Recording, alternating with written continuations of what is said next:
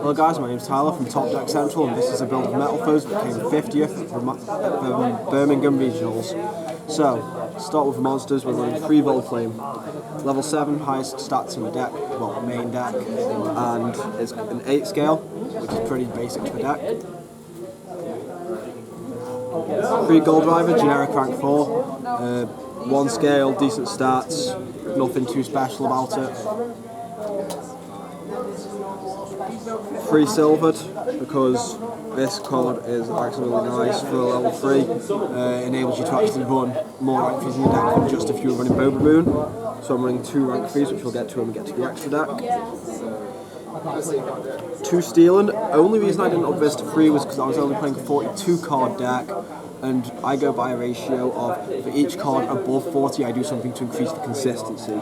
Since I was already running more 8 scales than I was 1 scales, I chose another Silvered instead of another Stealing, because that way my chance of drawing into a 1 and an 8 scale were the same-ish. And 3 Bismugear, only effect monster in the main deck for Metalfoes. Its effect's really nice to get off a quick search during the end phase, which will set you up for the turn after.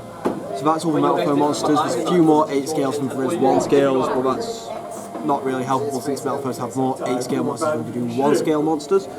So moving on to the rest of the monsters in remain, 1 Cliffort Scout and 1 Cliffort Monolith to get that infinity play. It's actually quite fun. If you open up Summoner's Art and a scale, or this and a scale, and as long as you've got the complete scale, it's just Scout, pay 800, search Monolith, pop, set, scale, Pendulum 2, there you go, got an infinity. 1 Rescue Rabbit, really nice card, I love it. Konami, can you please bring this back? I want Rescue Rabbit at 3. 3 Boba Moon, fixes your deck, fixes your drawing, gives you rank 3 plays. Stats aren't that bad as well, if we're going to be honest, for a level 3. I mean, it's better than Jalgan's stats, but yeah, the draw effect's the main reason it's there, as well as the Specimen 2 when it's popped and gives you an instant rank 3. 2 Eccentrics, spot removal for monsters and spell and traps, so no reason not to run it. If you've already got it in scale, great out to anti-spell. If not, it's an out to Vanity's Fiend, Vanity's Ruler, whatever is stopping you from special summoning. 1 Maxi, because it's down to 1 now, obviously. Dropping this against Zodiacs at the start of their combo is absolutely beautiful. Did it in testing a few times. Net drew about 15 to 16 cards, topping off at about 21, and they just couldn't play through it. Zodiacs cannot take a Maxi challenge and still win. Going on to the spells, there's 2 Painful Decisions. Notice that all the Metalfoes in the deck were at least 2. This is the reason why, because you send one of them to add the exact same one, so running them at 2 makes them searchable through that. 2 Summoner's Art, that can search out Volt Flame, it can search out Scout, it can search out Monolith, the only reason it's really there. 2 MSTs, don't really want to be discarding for Twin Twisters, you need a bit more spell and trap removal than you've got, because if you've got nothing in scale and they flip anti-spell, hope and pray you've got one of those in hand. 2 Chalice, best spell card in the format. I'm talking to you Zodiac players out there, have fun dridenting me under this. An MST might not negate, but that blooming does. 1 Fusion, searchable, recyclable, 3 draw, 3 fusion summon, and it's just beautiful.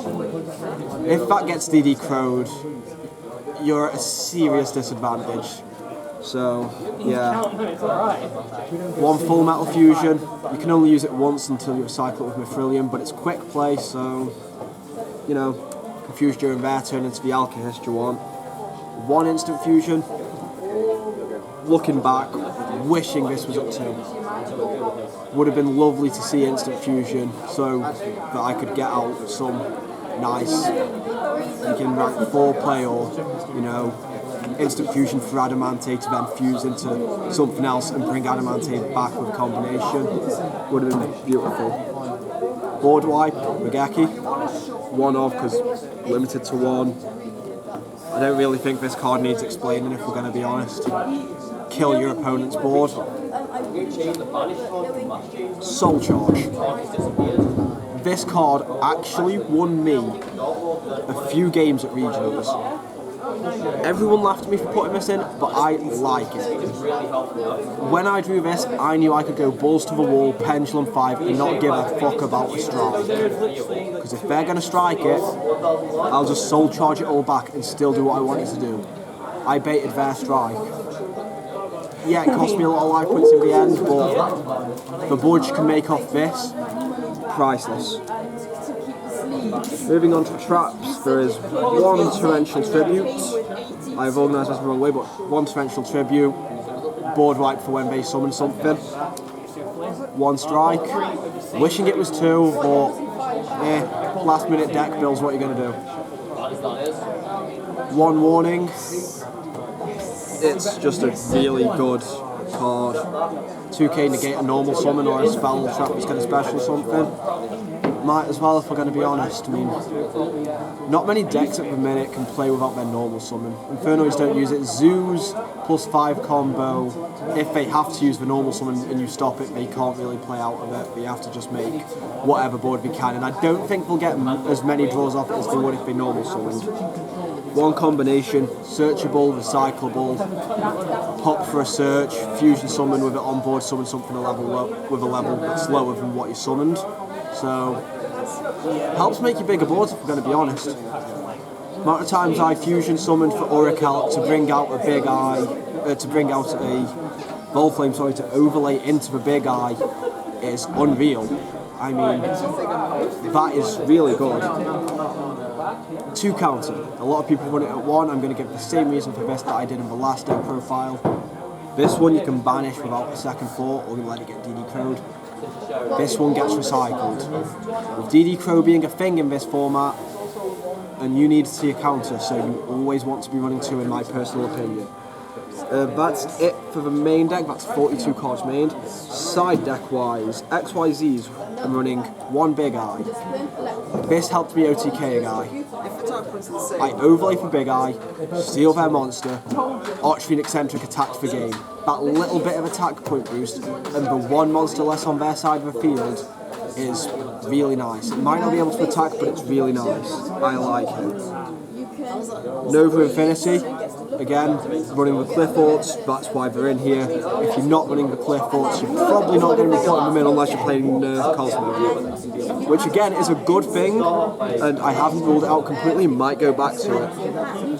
Utopia Lightning, out to Crystal Wing, came up against Invoked, had all the means necessary to make this. They didn't make their Crystal Wing, so I didn't. However, it's always nice to have that out there.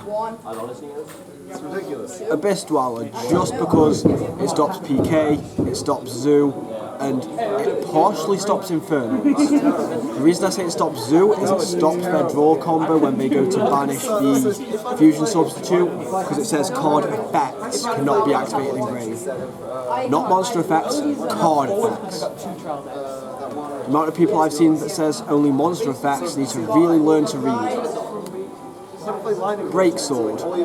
You can run this or you can run Gramples. I ran this because it removes one of my cards and one of theirs, so it's more value for the 3 that you're detaching. However, you can run Gramples just to pop a set spell or trap.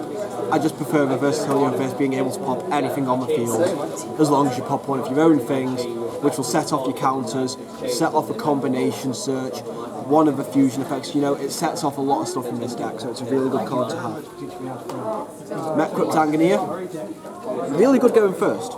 Made this every game I went first, surprisingly. If you open up this and Infinity, you have an indestructible negate, which is beautiful.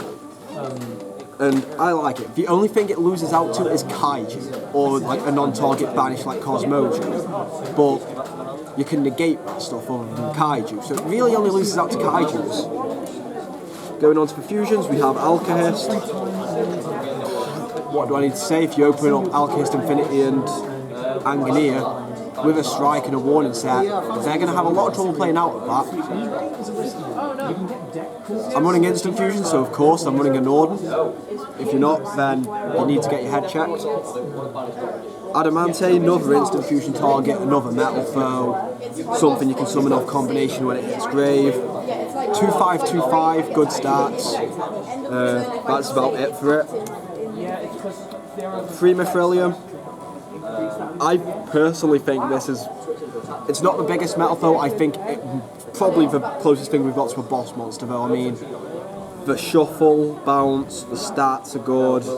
The effect that when it gets sent to grave by card effect from field, summons something from grave or extra deck. It's ridiculous. People run it at 2. I run it at 3 because of the DD Crow. You always want to have at least 1 in your extra deck. And 1 Orichalc. Biggest stats I'm not running Crimsonite because it's too situational, too hard to make, and it has no effect. So the only reason you'd viably run Crimsonite is if you're going to fusion summon it to then bring out the Orichalc from grave, which is such a conditional play. But I just run this because it's 2/8, gives all your Metalfoes double piercing. There's no reason not to run that in my opinion. Going on to the side deck, we have 1 more MST sided. Just because I didn't want to main a 3rd one, but it's there for when I need more spot removal.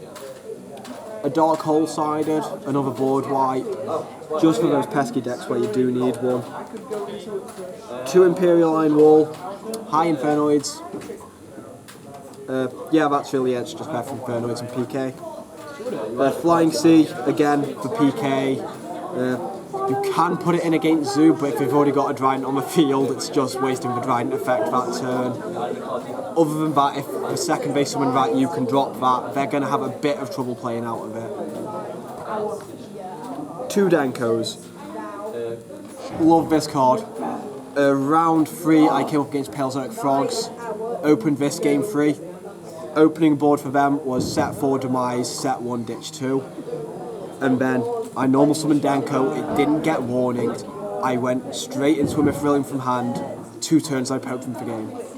He couldn't play out of it. 2 Chaos Hunters again for just for Infernoids again and PK, but this is for going second. Imperial Iron Wall is the first, this is for second, because this has to wait until they special summon, whereas the Iron Wall doesn't. So if they're going first and you side that in, if you open it, you're going down 2 cards in hand, but you're going to have a big monster on the field stopping them from banishing. PK have to waste their Dante to get over this. Infernoids have to summon something bigger from it, expecting it, which they probably will, but, you know. 2 Gamseel, again a bit more removal for stuff like the Indestructible Crystal Wing or the Trident or whatever I don't want on the field at the time. It's easy enough to beat over. I mean, you've got Volflame, you've got Adamante, you've got Mithrilium, you've got Orichalc, you've got extra deck, you've got XYZs and everything that can punch over. It's so easy to beat over in this deck, there's no reason not to run it. And finally, 3 of the best card of the format, DD Bloody Crow. The amount of times I had this used on me, on my fusion, on my counter, combination, Mithrilium. Oh god, it made me so annoyed, but it really does shut down Zoo. It shuts down anything really that uses grave effects. Yeah, if you're not maining it, you want to side it. If you're not maining or siding it, why are you playing Yu-Gi-Oh right now? Because this card is the best card ever. Get a playset of it, please. Just everyone needs a playset. That's it, guys. Just gonna give a shout out to Ethan, best mate, helped me build this deck last minute. He actually came top 32. His deck profiles on Yu-Gi-Oh Underdogs. Other than that, I hope you've enjoyed this video. I'll see you guys later. Peace.